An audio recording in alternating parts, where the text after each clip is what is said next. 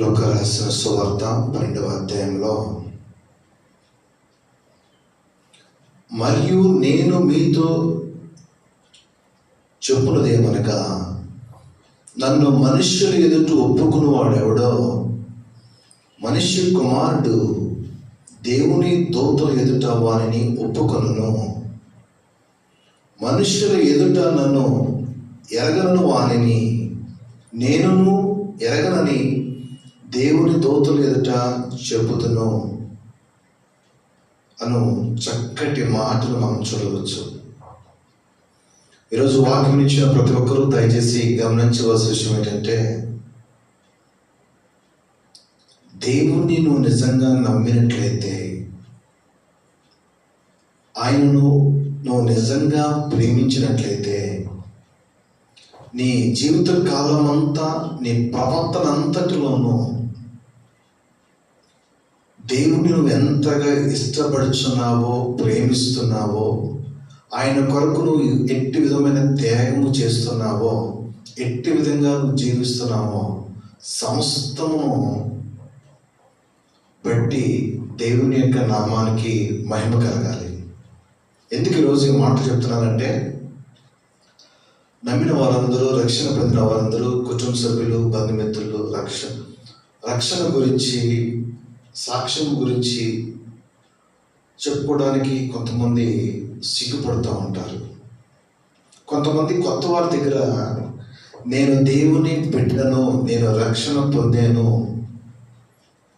దేవుని నేను నమ్ముకున్నాను అని ధైర్యంగా చెప్పడానికి కూడా సిగ్గుపడతారు. జాగ్రత్తగా గమనించిన ప్రేమిట్లారా, దేవుడు ఈరోజు నీతో మాట్లాడుతున్న మాట ఏంటంటే, మనుషుల ఎదుట నీవు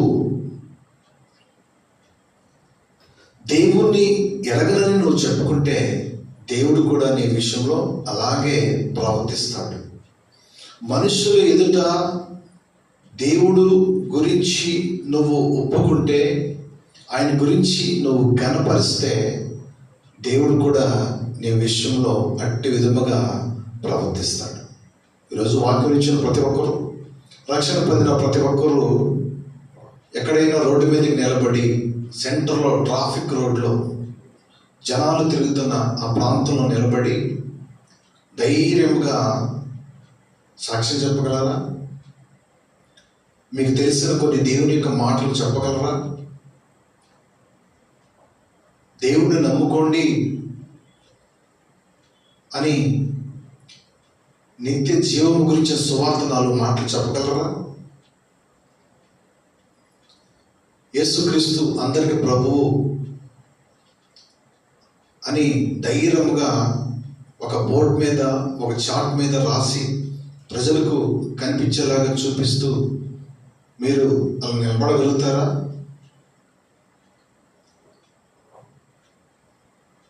సిగ్గుపడతారు, భయపడతారు, అవమానకరంగా, అదేదో ఇబ్బందికరంగా మీరు ఆ యొక్క అనుభూతిని పొందుతారు. ఈరోజు వాక్యం ఇచ్చిన ప్రతి ఒక్కరూ దయచేసి గమనించవలసిన విషయం ఏంటంటే, పరిశుద్ధ గ్రంథంలో ఒక స్త్రీ ఉంది. ఆ స్త్రీ యేసయ్యని ఎంతగా ప్రేమిస్తుంది అంటే, యేసు ప్రభువారి యొక్క పాదముల మీద పడిపోయి తన కన్నీటితో ఆ పాదాలను నింపుతుంది. తన యొక్క జుట్టుతో తాను విడిచిన కన్నీరును ఆ పాదాల మీద తుడుస్తుంది. ఆ పాదాలను ముద్దు పెట్టుకుంటుంది. ఈ పాటికి మీకు అర్థమై ఉంటుంది ఎవరు ఆ స్త్రీ అనేది. లూకా రాసిన సువార్త 7వ అధ్యాయంలో మీరు చూడవచ్చు. యేసు పాదములను కన్నీటితో కడిగిన స్త్రీ ఒక పాపాత్మురాలైన స్త్రీ. అక్కడ ఉన్న వారందరికీ తెలుసు ఆమె పాపాత్మురాలైన స్త్రీ అని. కానీ ఈ పాపాత్మురాలైన స్త్రీ జాగ్రత్తగా గమనించిన ప్రియమిట్లారా, పాపం చేయడానికి సిగ్గుపడిందో లేదో నాకైతే తెలియదు, కానీ దేవుడి దగ్గరికి వచ్చి తన ప్రేమను వ్యక్తపరచడానికి, తన యొక్క పాపములని విడుదల పొందుకోవడానికి, తన స్థితిని మార్చుకోవడానికి, దేవుని యొక్క ఆ యొక్క స్పర్శను, ఆయన యొక్క మాటను వినడానికి ఏమాత్రం సిగ్గుపడకుండా, అయ్యో నా చుట్టూ ఈ ప్రజలు ఉన్నారే, వీరి ఎదుట నేను దేవుడి దగ్గరికి ఎలా రాగలను, దేవుడితో ఎలా మాట్లాడగలను అని ఏమాత్రమో అనుకోవాలా. జాగ్రత్తగా గమనించిన ప్రియమిట్లా, ఈరోజు పాపం చేయడానికి సిగ్గుపడట్లేదు వాళ్ళు ఎవరో, కానీ దేవుడి దగ్గర రావడానికి సిగ్గుపడుతున్నారు. చేసిన పాపం ఒప్పుకొని విడిచిపెట్టడానికి సిగ్గుపడుతున్నారు. దేవుడిని ప్రేమించడానికి సిగ్గుపడుతున్నారు. దేవుడి గురించి సమాజంలో నిలబడి సాక్ష్యం ఇవ్వడానికి సిగ్గుపడుతున్నారు. ఈరోజు మన ముఖ్యమైన ధ్యాన అంశం ఏంటంటే, నువ్వు ఎక్కడున్నా నీ దేవుడి గురించి, ఆ లోక రక్షకుడి గురించి, దేవుడు నిన్ను ఏ విధంగా మార్చుకున్నాడో, దేవుడు నిన్ను ఏ విధంగా దర్శించాడో, దేవుడు నిన్ను ఏ విధంగా నీకు రక్షణ ఇచ్చాడో, ఇటువంటి వాటన్నిటి గురించి సమాజం మధ్యలో నువ్వు ఎక్కడున్నా, ఏ కులస్తుల దగ్గరికైనా, ఏ మతస్థుల దగ్గరికైనా, ఏ ప్రజల మధ్యకైనా నువ్వు భయపడకుండా, సిగ్గుపడకుండా లేచి నిలబడి దేవుడు నీకు ఇచ్చిన ఆ యొక్క రక్షణ గురించి, నీకు తెలిసిన దేవుడి గురించి తెలిసిన 4 వాక్యాల గురించి ఏదైనా నువ్వు చెప్పడానికి నువ్వు ఎందుకు సిగ్గుపడుతున్నావు? జాగ్రత్తగా గమనించిన ప్రేమిట్లా, లోకంలో మనకు తెలుసు, దొంగలు సిగ్గుపడరు, వేశ్యలు వ్యభిచారాలు సిగ్గుపడరు, పాపం చేసేవారు సిగ్గుపడరు, బూతులు ఆడడానికి సిగ్గుపడరు, ఏ విధమైన ఘోరమైన నేరం పాపం చేయడానికి సిగ్గుపడరు. కానీ జాగ్రత్తగా గమనించిన ప్రేమిట్లారా, ప్రజలందరూ చూస్తుండగా దేవుని సన్నిధిలోకి రావడానికి మాత్రం సిగ్గుపడిపోతారు. దేవుని సన్నిధిలోకి వచ్చి చేసిన పాపాలను ఒప్పుకుని విడిచిపెట్టడానికి సిగ్గుపడిపోతారు. జాగ్రత్తగా గమనించిన ప్రేమిటారా, ఈ పాపాత్మురాలైన స్త్రీని అక్కడున్న ప్రజలు విచిత్రంగా చూస్తున్నారు. ఏమేంటి యేసయ్య దగ్గరికి వచ్చింది? ఈ స్త్రీ ఏమాత్రం మొహమాట పడలా, ఏమాత్రం సిగ్గుపడలా. సిగ్గుపడవలసిన విషయంలో సిగ్గుపడకూడదు, దేవుని విషయంలో సిగ్గుపడకూడదు, పరలోక ఆత్మ సంబంధమైన విషయాలు సిగ్గుపడకూడదు. జాగ్రత్తగా గమనించిన ప్రేమిట్లా, ఈరోజు తాను దేవుణ్ణి ఎంతగా ప్రేమించిందో, ప్రజలు, నా చుట్టూ ఉన్న ప్రజలు ఎటువంటి మనుషులైనా, వారు భయంకరంగా సూటిపోటు మాటలతో మాట్లాడిన మనుషులైనా, వారు ఎటువంటి మనుషులైనా నాకు సంబంధం లేదన్నట్టుగా ఆమె యేసయ్య దగ్గరకు వచ్చేసింది. యేసయ్య పాదాల మీద పడి ఏడుస్తుంది. తన జుట్టుతో ఆ పాదాలను కడుగుతుంది, ఆ పాదాలను ముద్దు పెడుతుంది. జాగ్రత్తగా గమనించిన ప్రేమిట్లా, ఆ స్త్రీని చూసి మనం ఏం నేర్చుకోవాలంటే, దేవుణ్ణి ప్రేమించే విషయంలో, ఆత్మ సంబంధమైన విషయంలో, పరలోక సంబంధమైన విషయంలో, దేవుడి గురించి ఎక్కడైనా, దేవుడి సన్నిధిలో ఎక్కడైనా సరే, ఏ విషయంలో అయినా సరే సిగ్గుపడకూడదు, రాజీ పడకూడదు. ఎవరైనా అనుకుంటారేమో, ఎవరైనా చూస్తారేమో, ఎవరైనా నవ్వుతారేమో, ఇలా చేస్తే అలా అనుకుంటారేమో, ఇలా చేస్తే అలా అనుకుంటారేమో, ఇలా పాడితే ఎన్ని రకాలుగా మాట్లాడుకుంటారేమో, ఇలా ఆలోచించుకుంటూ నువ్వు దేవునికి దూరం అయిపోకూడదు. జాగ్రత్తగా గమనించు. ఎవరు ఏమనుకున్నా నాకు అనవసరం. దేవుడి దగ్గరికి వచ్చేసింది, తన ప్రేమను వ్యక్తపరిచింది. అందుకనే దేవుడు అంటున్నాడు ఆమె గురించి, ఆమె నన్ను విస్తారంగా ప్రేమించింది కాబట్టి ఆమె యొక్క విస్తారమైన పాపములు క్షమించబడ్డాయి. దేవుని స్తోత్రం, హల్లెలూయా. ఈరోజు వాక్యం ఇచ్చిన ప్రతి ఒక్కరు దయచేసి గమనించవలసిన విషయం ఏంటంటే, నువ్వు అందరికన్నా ఎక్కువ పాపాలు చేస్తే, నువ్వు అందరికన్నా ఎక్కువగా నువ్వు దేవుని ప్రేమించగలుగుతున్నావా? నీకు తెలుసు నువ్వు ఎంత ఘోరమైన పాపివో, నీ మనస్సాక్షి తెలుసు. నువ్వు చేసిన పాపం బట్టి దేవుడు నీకు ఇచ్చిన క్షమాపణను బట్టి నువ్వు దేవుడిని ఎంతగా ప్రేమించాలి. అంతగా నువ్వు ప్రేమిస్తున్నావా? ఈమె విస్తారమైన పాపం చేసింది సమాజం మధ్యలో. సమాజం ఆమె చిన్న చూపు చూస్తుంది, కానీ వాటిని ఏమీ పట్టించుకోకుండా దేవుడి దగ్గరికి వచ్చేసింది. తను విస్తారమైన ప్రేమను దేవుని ఎడల వ్యక్తపరిచింది, చూపించింది. ఎవరైనా షేకింగ్ హ్యాండ్ ఇవ్వడానికి ఇష్టపడతారు, చెయ్యి జత కలపడానికి ఇష్టపడతారు, పాదం ముట్టుకోవడానికి ఇష్టపడరు. కానీ ఈమె దేవుని యొక్క పాదాలను ముట్టుకోవటమే కాదు, తన కన్నీటితో తడుపుతూ, తన జుట్టుతో ఆ కన్నీటిని, ఆ పాదముల మీద పడిన తన యొక్క కన్నీటిని తుడుస్తుంది, ముద్దు పెట్టుకుంటుంది. ఈరోజు వాక్యం ఇచ్చిన నీవు, ఎందుకు నేను ఈ మాటలు చెప్తున్నానంటే, బూతులు ఆడడానికి సిగ్గుపడట్లా, అబద్ధాలు ఆడడానికి సిగ్గుపడట్లా, పాపం చేయడానికి సిగ్గుపడట్లా, దొంగతనం చేయడానికి సిగ్గుపడట్లా, వ్యభిచారం చేయడానికి సిగ్గుపడట్లా, దేవుడికి విరుద్ధమైన పనులు చేయడానికి నీకు సిగ్గు నువ్వు పడటం లేదు. కానీ ఒక మొక్క దేవుడి గురించి చెప్పడానికి నువ్వు సిగ్గుపడుతున్నావు. రక్షణ పొందేనని చెప్పుకున్నా నీవు, నీ స్నేహితులతో నువ్వు చెప్పుకుంటున్నావా? కాలేజీలో, స్కూల్ మధ్య నువ్వు ఎక్కడైతే ఉంటున్నావో, ఎక్కడికైతే వెళ్తున్నావో, ఎక్కడైతే పని చేస్తున్నావో అక్కడ నేను దేవుడిని నమ్ముకున్నాను. బస్సులో ప్రయాణం చేస్తున్నప్పుడు, ట్రైన్లో ప్రయాణం చేస్తున్నప్పుడు, ఎప్పుడైనా ట్రాఫిక్లో ఆగిపోయినప్పుడు, దేవుడికి ఇచ్చిన సమయాన్ని సద్వినియోగం చేసుకుంటూ నువ్వు ధైర్యంగా చెప్పగలుగుతున్నావా?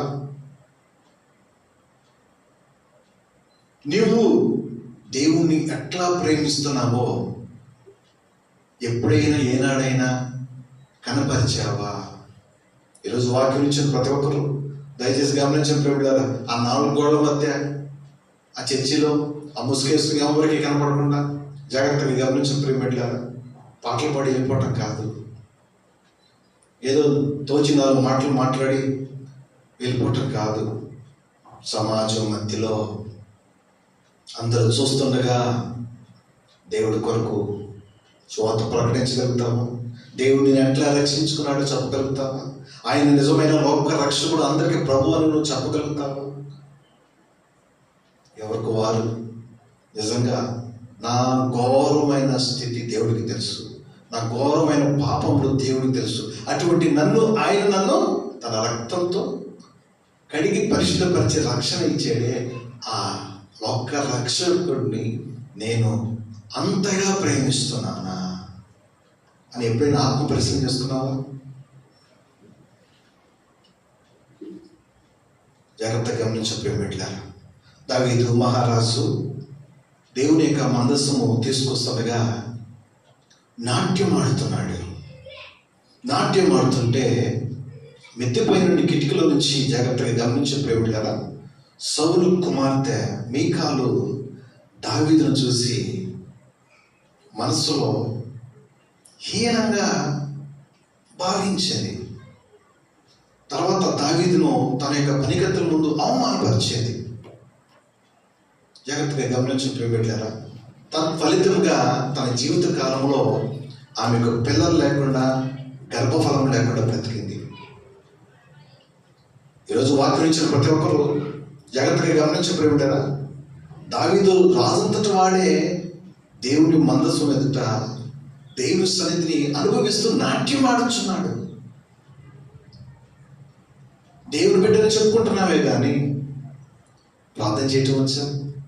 సాక్ష్యం చెప్పడం వచ్చా? పాట పాడటం వచ్చా? జాగ్రత్తగా గమనించే ప్రేమిటారా, దేవుడికి కావాల్సింది ఏంటంటే హృదయపూర్వకంగా నువ్వు ఏం చేస్తున్నావో అది దేవుడు స్వీకరిస్తాడు. హృదయపూర్వకంగా నువ్వు తప్పు పాడినా దేవుడు దాన్ని స్వీకరిస్తాడు. హృదయపూర్వకంగా నీకు వచ్చినని ప్రార్థన చేసిన దేవుడు దాన్ని స్వీకరిస్తాడు. హృదయపూర్వకంగా నువ్వు ఏ పరిచయం చేసినా దేవుడు దాన్ని స్వీకరిస్తాడు. అంతేగాని కుళ్ళు కుతృత్వాలతో, రకరకాల ద్వేషాలతో, అసూయలతో, కక్షలతో నువ్వు ఎంత గొప్ప సాక్ష్యం చెప్పినా, నువ్వు ఎంత గొప్ప పాట పాడినా, నువ్వు ఎంత గొప్ప పరిచయం చేసినా దేవుడు దాన్ని ఇష్టపడ్డు, అంగీకరించడు. చాలా మంది హీనంగా భావిస్తారు. జాగ్రత్తగా గమనించి ప్రేమిటిగా ఎవరైనా సాక్ష్యం చెప్తే వెనకాల నవ్వుకునే వాళ్ళు ఉంటారు. ఎవరైనా పాట పాడితే వెనకాల నవ్వుకునే వాళ్ళు ఉంటారు, ఎవరైనా వాక్యం చెప్తే వెనకాల నవ్వుకునే వాళ్ళు ఉంటారు. జాగ్రత్తగా గమనించు ప్రేమిట్ల, వారు మాత్రం ముందుకు వచ్చి ఒక పాట పాడలేరు, సాక్ష్యం ఇవ్వలేరు, పరిచయం చేయలేరు, ఏం చేయలేరు.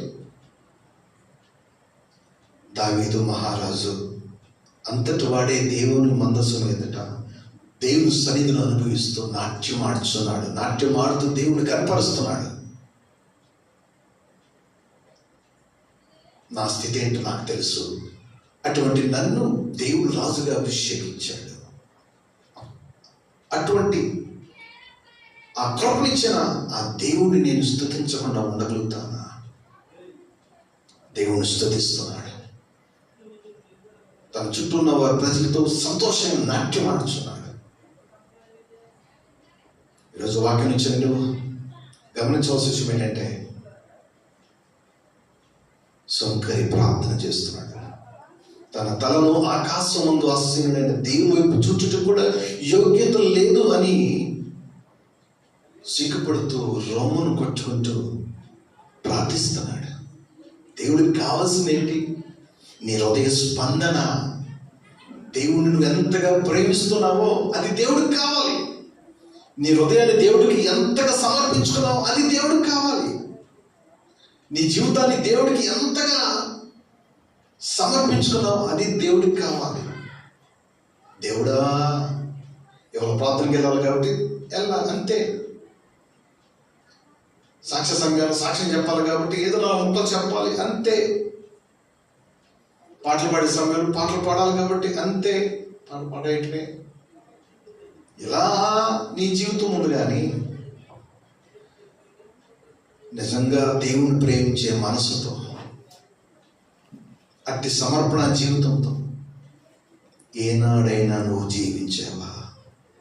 వాళ్ళు ఏమనుకుంటారో వీళ్ళేమో అనుకుంటారో అని భయపడుతూ దేవుని సన్నిధికి దూరం అయిపోయావేమో. ఈరోజు జాగ్రత్తగా గమనించవలసిన ఏంటంటే, నీ కొరకు దేవుడు మాత్రమే వచ్చాడు. నీ గడిచిన కాలంలో, ఇప్పుడున్న కాలంలో, రాబోయే కాలంలో నీ సమస్యలన్నింటిలో దేవుడు మాత్రమే ఉండగలుగుతాడు. దేవుడు మాత్రమే రాగలుగుతాడు. దేవుడు మాత్రమే నీ పట్ల కార్యం చేయగలుగుతాడు. ఎవరు నీ పక్షాన నిలబడాలి. అటువంటి దేవుడు కొరకు నువ్వు సిగ్గుపడకుండా, రాశి పడకుండా, సంఘంలోను, కుటుంబంలోను, సంఘం వెలుపల, సమాజం మధ్యలో రాజీ పడకుండా, సిగ్గుపడకుండా, ఈ పాపాత్మురాలైన స్త్రీ దేవుణ్ణి తన యొక్క ప్రేమ దేవుడి పట్ల ఎలా ఉందో వ్యక్తపరిచిందో అట్లా నువ్వు వ్యక్తపరచగలుగుతావా? సుంకరి తన చుట్టూ ఉన్న వారి గురించి ఏమీ పట్టించుకోకుండా తన జీవితాన్ని, తన యొక్క ఆత్మ పరిశీలన చేసుకుంటూ, దేవుడి వైపు చూస్తూ, తన లోపాలను అన్నిటిని సమస్తం ఒప్పుకుంటూ ప్రార్థిస్తున్నాడు. అట్లా ఏనాడైనా చేసావా? రాజంతటి వాడే చుట్టూ ఉన్నవాడు ఏమనుకుంటారేమో ఏమి పట్టించుకోకుండా దేవుడిని గర్భాష్టమే ముఖ్యం అనుకుని నాట్యం ఆడుతున్నాడు. భార్య చులకంగా చూసింది, హీనంగా చూసింది. తత్ఫలితంగా మీకాల్కి తన యొక్క జీవితకాలంలో గర్భఫలం లేకుండా పోయింది, సంతానం లేకుండా జీవించింది. ఇలా చెప్పుకుంటూ పోతే దేవుడి కొరకు ప్రాణం అప్పగించిన వాళ్ళు ఉన్నారు. దేవుడి కొరకు ఎన్నో త్యాగాలు చేసిన వాళ్ళు ఉన్నారు. వాళ్ళందరితో పోల్చుకుంటే నీ జీవితం ఏ పాటిది? ఈరోజు దేవుడు నీతో సూటిగా మాట్లాడుతున్నాడు. వెళ్ళామా వచ్చామా కాదు, విన్నామా వచ్చామా కాదు, పాడామా వచ్చామా అని కాదు. మనం చేసింది ఏదైనా సరే ఆత్మతో, సత్యంతో చేసేమా లేదా, హృదయపూర్వకంగా చేసేమా లేదా, సమర్పించుకుని చేసేమా లేదా, దేవుడికి అంగీకారంగా ఉందా లేదా అనేది ఆత్మ పరిశీలన చేసుకోవాలి. అందుకే దేవుడు అంటున్నాడు, మనుషులు ఎదుట ఎవడైతే నన్ను ఒప్పుకుంటాడో వాడిని నేను ఒప్పుకుంటాను అంటున్నాడు. మనుషులు ఎదుట ఎవడైతే నన్ను ఎరగనని అంటాడో వారిని కూడా నేను ఒప్పుకోనంటున్నాడు. దేవుడి కొరకు నువ్వు సిగ్గుపడితే నీ గురించి కూడా దేవుడు సిగ్గుపడతాడు. దేవుడి గురించి నువ్వు సిగ్గుపడకుండా దేవుడు పట్ల నీ యొక్క ప్రేమను వ్యక్తపరిచినట్లయితే దేవుడు కూడా దేవుని యొక్క దేవదూతలు ఎదుట నీ గురించి ఒప్పుకుంటాడు. ఏమైనా కుమార్తె, ఏమైనా కుమారుడని. ఈరోజు వాక్యం ఇచ్చిన దేవుణ్ణి ప్రేమించినట్టుగా ఏనాడైనా వ్యక్తపరిచావా? నీ స్నేహితులతో, కుటుంబ సభ్యులు, బంధుమిత్రులు, రక్త సంబంధులు, ఇరుగు పొరుగు వారి రోడ్డు మీద నువ్వు ఎక్కడైతే ఉంటున్నావో, ఎక్కడికైతే వెళ్తున్నావో దేవుడి గురించి చెప్పావా? దేవుడు ఎంతగా ప్రేమిస్తున్నావో తెలియపరిచావా? ఆయన రక్షణ సువార్త గురించి చెప్పావా? నీ జీవన విధానమే ఒక సువార్త. నీ బ్రతుకే ఒక సువార్త లాంటిది. నేను చూడంగానే యేసయ్య రూపం ఆమెలో ఉంది, నేను చూడంగానే యేసయ్య రూపం అతనిలో ఉంది అని కనబడేలాగా నువ్వు జీవించాలి. నీ బ్రతికే ఒక సాక్ష్యం, నీ బ్రతికే ఒక సువార్తగా ఉండాలి. అది దేవుడు నీ నుంచి కోరుకుంటున్నాడు. అట్టి జీవితాన్ని నువ్వు కలిగి ఉంటావా? దేవుని నామాన్ని మహిమపరుస్తావా? ఎవరికి వారు ఆత్మ పరిశీలన చేసుకోండి. ప్రార్థిస్తాం.